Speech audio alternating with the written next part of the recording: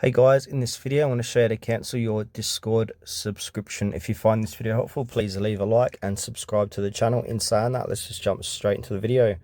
Alright, so there's a few different ways to do this. So I'm going to go through the first way by using the Discord app. So using desktop or mobile. So what you want to do is launch the Discord app on your desktop and then click on your user set.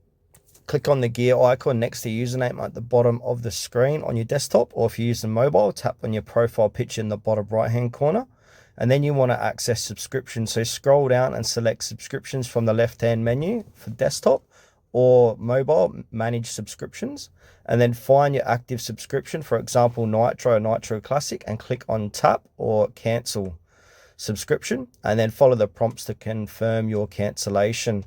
Now if you're using a web browser, simply go to Discord website and then log in, and then from there click on the gear icon next to your username at the bottom of the screen, navigate to subscriptions, and then select subscriptions from the left hand menu, find your active subscription and click cancel or cancel subscription. Follow the prompts to confirm your cancellation.